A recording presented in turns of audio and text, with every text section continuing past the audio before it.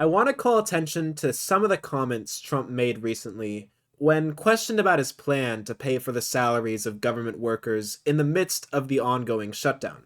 I would say it depends on who we're talking about. I can tell you this, the Democrats have put a lot of people in great risk and jeopardy, but it really depends on who you're talking about. But for the most part, we're going to take care of our people. There are some people that really don't deserve to be taken care of, and we'll take care of them in a different way.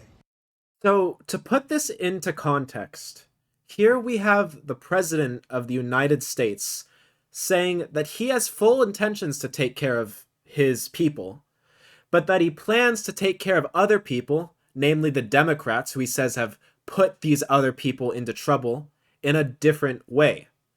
So, what we're talking about here is on the basis of political beliefs of government workers, he is seeking legal means to withhold pay for people on the basis of their protected First Amendment free speech.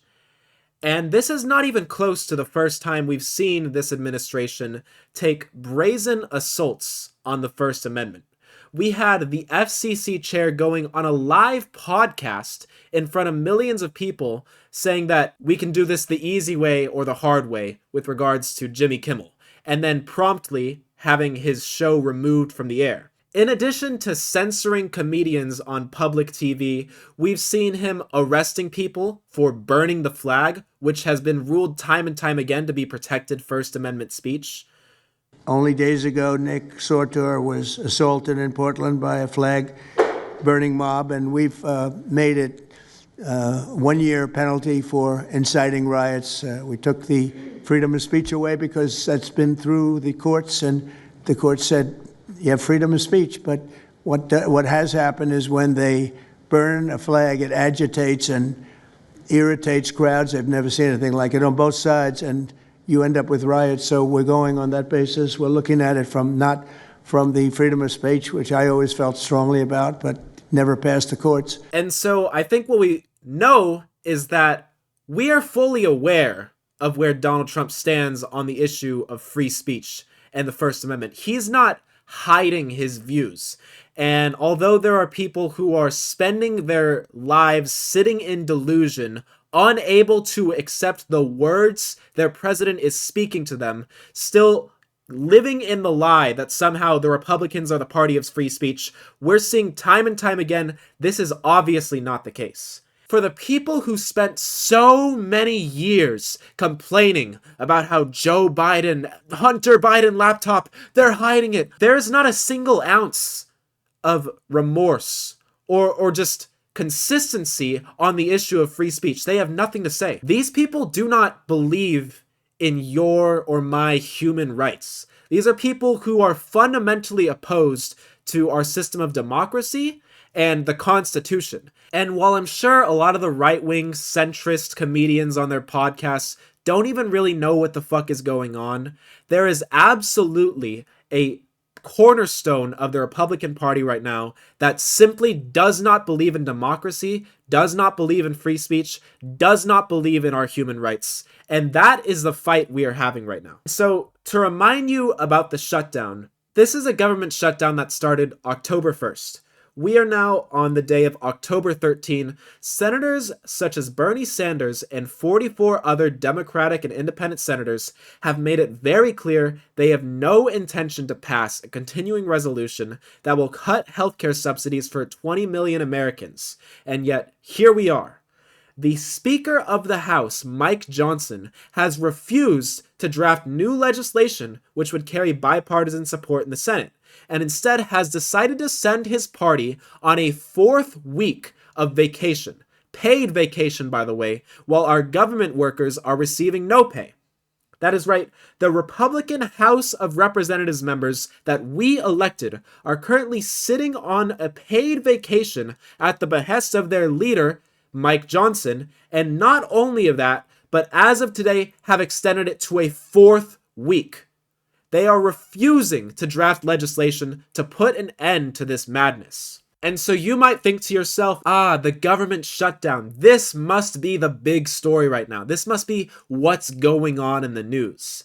And that might be true, except news headlines are also being hit with Donald Trump, the American president, the leader of the free world, sending military members of the National Guard to our cities to terrify everyday Americans, disrupt the lives of working members of not only the military, and by the way, these National Guard members, these aren't just people who have nothing else to do with their lives. These are teachers. These are normal members of society who are being upholstered from their jobs, their contributions to the world, and forced to be sent to cities where there is no emergency, nothing actually going on, just the schizophrenic ravings of our dementia-ridden president.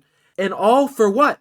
So the president can satiate his ego, so he can show control, so he can calm the voices in his head put there by Fox News? You can go on YouTube right now and search for videos of what is happening with the invasion of ICE and the National Guard into these cities. We are seeing not crimes of transgender militia members taking over buildings, but rather unlabeled ICE vehicles crashing into civilian cars and then pulling people out of their cars with no warrant, no crime committed, and kidnapping them and throwing them into their van. And on the basis of what? Skin color? Apparently, because the Supreme Court just ruled that racial profiling is legal, and you can look that up, by the way.